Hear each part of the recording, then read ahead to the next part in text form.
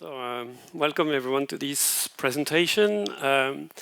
This is actually a presentation that's been nourished by a lot of work done in Mission Atlantic, but also a lot of work done in WGI Nord group, which is the ICES group for the Norwegian Sea Integrated Ecosystem Assessment. And I will go through a number of tools. Not all the tools I wanted to show, but that would take too much time. And maybe not the tools that could address all the issues that have already been raised this morning, but I think some of them. So we're all familiar with this IEA cycle or IEA loop. You can take nice picture of yourself inside the loop, outside if you want. That's quite cool.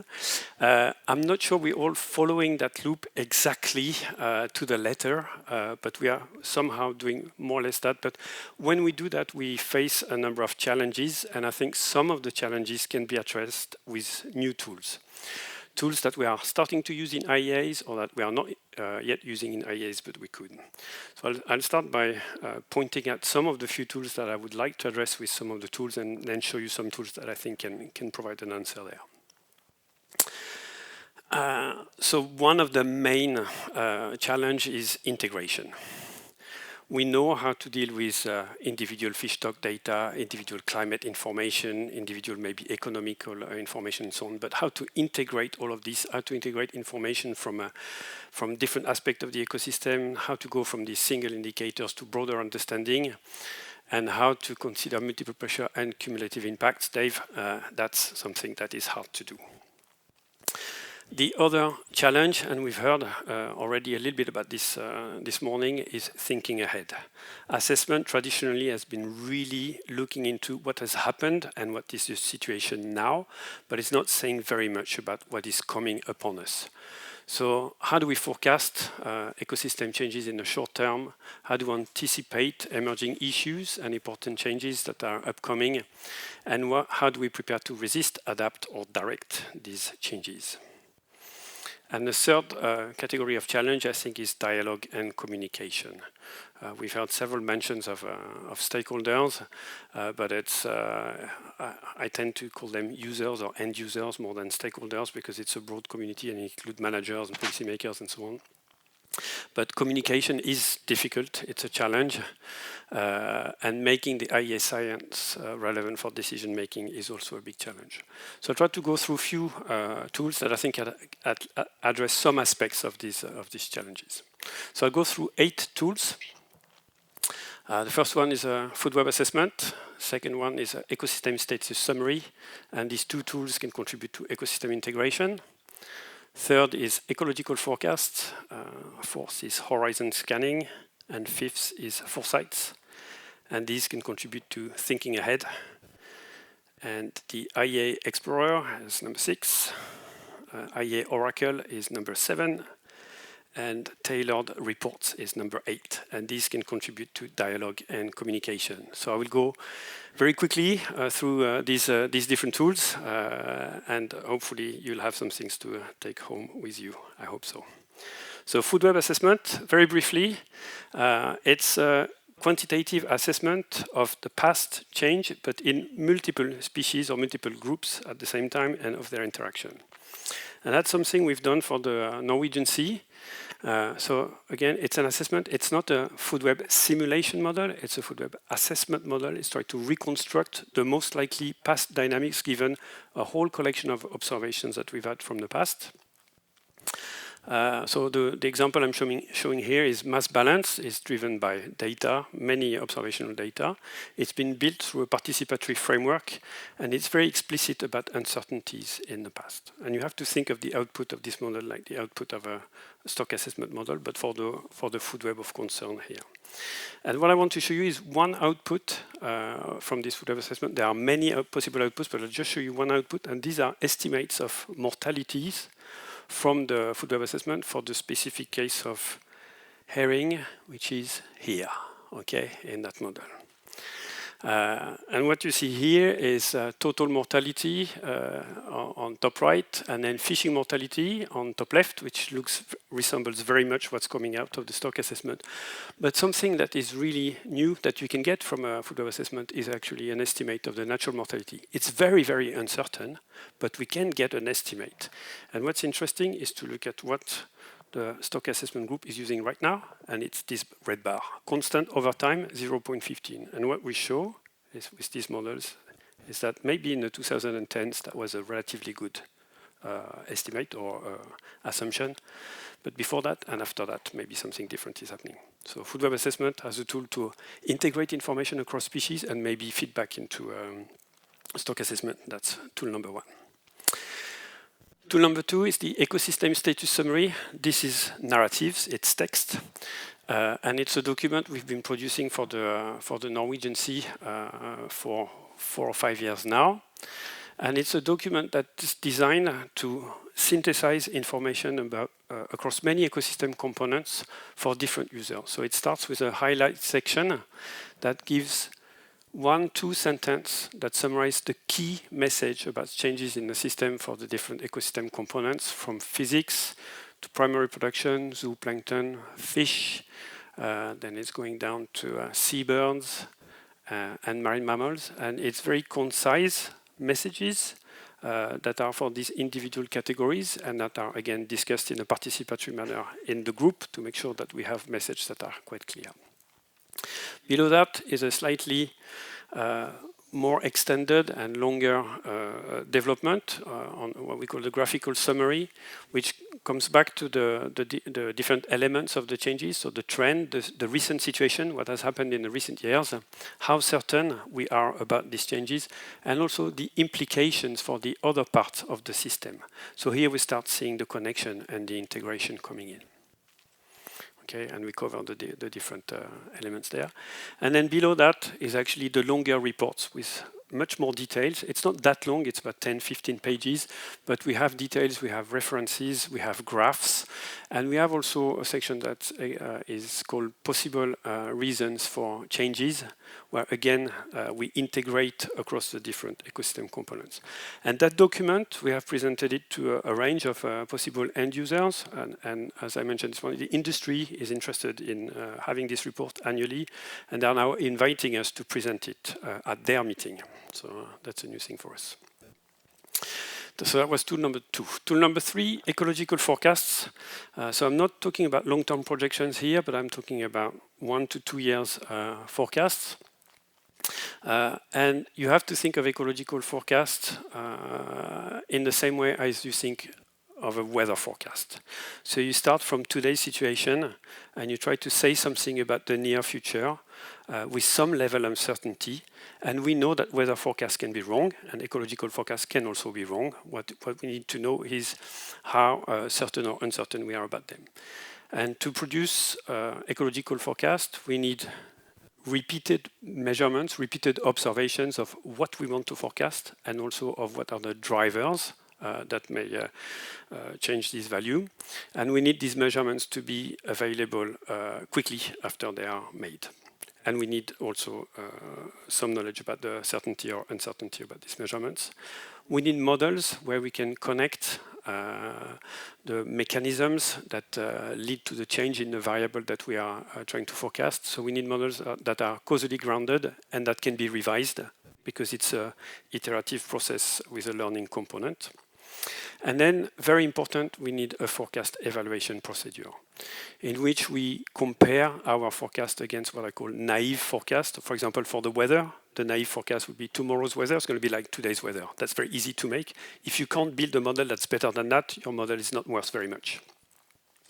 And that's something that has not been done commonly in IEAs, and it's something that we are starting to do now in the Norwegian Sea. So I think in next year we will have the first forecast, and we are trying forecast on 3 elements: so cod recruitment in the Faroese water, blue whiting biomass in the Norwegian Sea, and herring recruitment for the Norwegian spring spawning herring. So more to come on that. Tool number 4, still looking at the future, is horizon scanning. We've heard about emerging issues this morning. So emerging issues that are, these are emerging trends, opportunities and threats that are not yet widely recognized or not yet on policy agenda. Mary, you mentioned earlier all the things that have changed since the beginning of that project. Many of these we could maybe see coming, but we didn't consider explicitly. Same we've heard this morning about tourism and disease in the Azores. So all of these things are really important to start taking into consideration as soon as possible. And we are not organized to do that. But there are processes for doing that, and horizon scanning is exactly that process. So it's a structured process in which you collect information from many experts about different issues, and then you have a process for ranking these issues based on the novelty and the importance and the certainty about these issues, and then you can summarize this and disseminate this information so that it can be taken in by the relevant end users. So again, horizon scanning, there are very nice UN, UNESCO documents that actually give frameworks for operationally doing that. So the tool is there. And following up from the horizon scanning are foresights. And the purpose of foresights is to imagine different futures and their consequence, and on that basis to engage the informed decision making. So it's not just about thinking about the future, but it's thinking about what we're going to do about it. And I don't think, again, this is done in IE groups today, but there was, to me, a very significant paper that was published a few years ago from the other side of the planet that was done in Australia about quantitative foresighting. And the nice thing in that paper is, again, the methodology that is used, so that can be borrowed. And that methodology is not just about looking at the future, but it's quantifying the probability of specific events or futures happening and the time horizon at which they happen. This is quantified, and it's an exercise that is repeated year after year. So you readjust your expectations about the future as you go, and you readjust your planning for decision making as you go. So again, tools here available. I'll now move to tools for communication and dissemination. I'll talk about the IEA Explorer. So the IEA Explorer is inspired from the Advice Explorer at IEAs. It's a graphical user interface tool. It's a prototype. It was made by Tanguy Janton, who is sitting in the room here. And if you look at it, so it looks very much like the Advice Explorer. The difference is it's not reporting information about advice, it's reporting information about all the data series that are behind an integrated ecosystem assessment. So here it's running a little demo, but you can see that you can select the time series that are relevant for your area. Users can select different categories, whether you're interested in climate, ecological, pressure time series, and so on. And then once you've selected the time series of interest, it's possible to visualize this time series. And for that work, what we did is to use very standardized way of representing the time series. With this, so you have the information about the data, the units, the time period is standardized. You see the trend, you see the observations, but you also see the naive forecasts at the end in the last 3 years. So these are naive forecast bands, the red bands. And it's possible to see if the observations are following this naive forecast or if they are going off, which is like a warning, okay, maybe something is happening in the very recent past. Yeah, you can download the data for a specific type of data, so the observations or the trend and so on, and for the different time periods. So a very practical tool, and again, something we presented to stakeholders, and it's of interest to multiple groups, but specifically other scientists are interested in accessing the data, but the industry is also interested in accessing the data. So we hope this is something that we're going to be able to develop for other regions and maybe integrate in IC's library of tools. Yeah, and there is information description sheet also included there. The next tool is called the IEA Oracle, and this is ChatGPT based. And it's a way to provide an entry point for users who don't want to read IEA reports. Okay, because it's very formatted, it's a bit long, it's not necessarily, you don't necessarily know how to find it and so on. So the IEA Oracle, it looks like a ChatGPT page. And you can ask, okay, what is IEA work about? So if you don't know, you can read that. That's the answer from the Oracle. And the main difference between the general ChatGPT and this Oracle is that this Oracle has been fed with three things. It has been fed with the WGI reports. So it knows everything about the Norwegian Sea that WGI has done. It has been fed with the WGI data series, all the ones behind the graphs you've seen before. And it has also been fed with very specific instruction that it should not talk about anything else. And this is the hardest, actually, to get your ChatGPT to stick to what you want it to talk about and not talk about anything else. So here, running on the screen is an example, is few examples with questions. So the first was questions about what is an IEA. Second is questions about what's going on in the Norwegian Sea. But because it has the data and it has the capacity to write code, you can also ask it to analyze or present the data graphically to you. So here is, for example, we're asking plot the biomass of fish stocks in the last decades, and it generates a graph with the legend and so on based on the data. So it's not a graph we've provided; we only provided the data. And I've tried to get it to do a PCA analysis, and it can do it because it can write the code to do it. So you can actually, as a group, we have found it very very useful in our own group to explore our own data quickly. And finally, last question, what is the average level of mercury in the Norwegian sea waters? We don't deal with that issue at all in our group. And here it's good at saying this information is not in the report. Whereas if you ask a normal ChatGPT, you will get an answer. Yeah. Yep. Last tool, tailor-made reports. I'll show you one example that was presented at the workshop on the fourth generation of ecosystem overviews, and it was an example from NOAA. And I think it's very interesting because the way this report is presented is very different from what we do at ICES today. So it's the 2025 State of the Ecosystem for the Mid-Atlantic. You have the cover on the left, and then you have the first two pages on the right, and I'll zoom in the pages, and you'll see the heading. It doesn't look like what we are used to. So first page, the title is Performance Relative to Fisheries Management Objective. So it's not telling what has changed in the ecosystem. It's telling something for a specific end user, which is fisheries management. And it's telling the status of the system regarding fisheries management. And on page 2, what we have is risk related to meeting the fisheries management objectives. And then all this evaluation is backed by the same information that we have in many of the IEAs, which is monitoring fishing activities, the state of the stocks, the physical environment, and so on. But it's presented upfront from the user perspective. So I think that's also something that we can think of, and since we have examples, we can borrow from them. Okay, so I'm reaching the end. I've showed you 8 products. I think they can be useful to address quite a number of challenges for IEAs in the future. I hope you can think of using some of them for your own work. But I think the key thing is they should not be developed in isolation. We need to build communities around these tools, and we also need training so that we can share them. Thank you very much.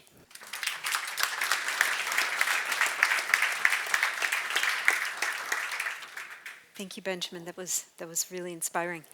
So, any questions? I have many, but any questions? Yes, Dave and then Martin. Yeah.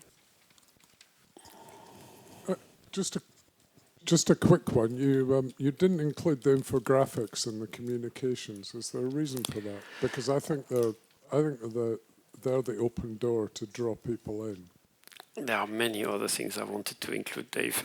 This is part of it, and I didn't say anything about spatial aspects, which I think are also extremely important there.